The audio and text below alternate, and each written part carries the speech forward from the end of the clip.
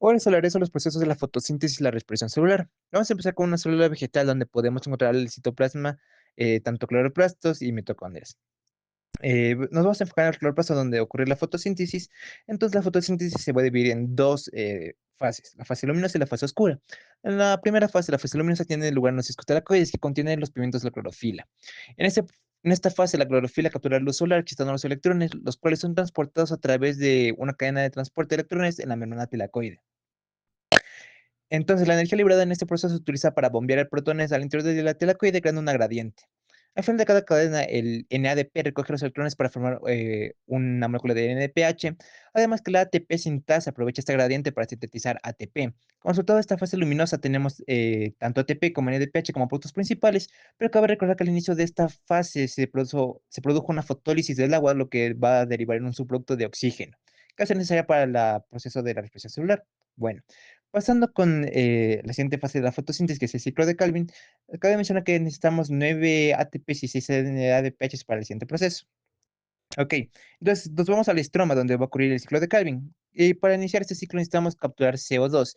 Después este CO2 es fijado por la enzima rubisco, uniéndola a una molécula de 5 carbonos llamada la ribulosa 1,5-bisfosfato o llamada RUP, formando dos moléculas de 3-fosfoglicerато o 3-PGA, y después utilizando tanto TP como NADPH, este 3-PGA se convierte en gliceraldehído 3-fosfato, o G3P, que se usa para formar glucosa, mientras que el resto se recicla para formar RUP. Es decir, que por cada ciclo tenemos una molécula de G3P que representa media molécula de glucosa, y otras 5 moléculas que salen de G3P se van a recircular.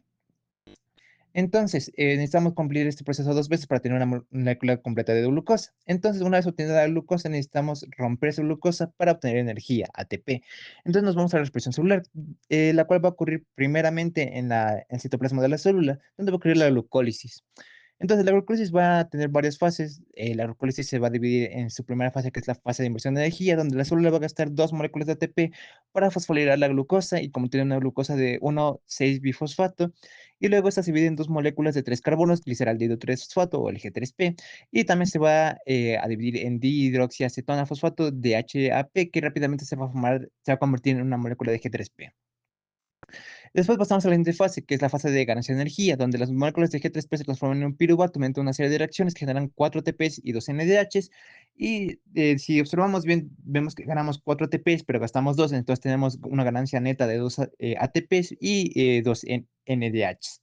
Una vez con el piruvato, este piruvato necesita someterse a una reacción química que se llama la descarboxilación oxidativa, para que pueda llegar a la matriz mitocondrial y iniciar el ciclo de Krebs. Entonces, esta reacción eh, consiste en que cada piruvato pierde un carbono en forma de CO2 y el resto se une a una coenzima A para formar la acetilcoenzima A. Durante esta conversión se genera un poco de NADH. Entonces, el ciclo de Krebs va a ocurrir en la matriz mitocondrial. Es aquí donde la acetilcoenzima A, que contiene dos carbonos, se une al oxalacetato formando citrato. A lo largo del ciclo, el citrato se descompone gradualmente, liberando dos moléculas de CO2 y regenerando oxalacetato. Cada vuelta o cada ciclo de Krebs va a formar tres NDHs, un FDH2 y un ATP, además de electrones de alta energía transportados por NDH y FDH2, los cuales pasan a través de una serie de proteínas en la membrana interna mitocondrial y que, a medida que avanzan liberan energía, la cual es utilizada para bombear protones al espacio intermembranal generando una gradiente. Finalmente, los electrones se combinan con oxígeno y protones para formar agua. Sin oxígeno, este proceso se detendría, ya que el oxígeno es el último aceptor de protones, además de que es necesario para formar el agua, obviamente. Entonces, gracias al gradiente de protones, la ATP sintasa aprovecha nuestro gradiente y va a generar ATP utilizando ADP y un fosfato. Además, en esta fase se va a producir de 32 a 34 ATPs por cada molécula de glucosa, y así se completa la expresión celular transformando energía química de la glucosa en ATP que la célula utiliza para sus funciones vitales. Cabe mencionar que como subproductos de la respiración celular tenemos tanto CO2 como agua, los cuales van a ser necesarios para recircular o reciclar para cumplir un ciclo con la fotosíntesis.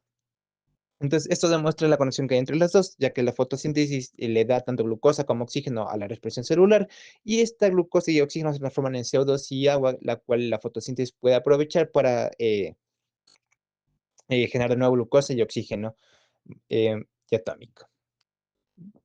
Gracias.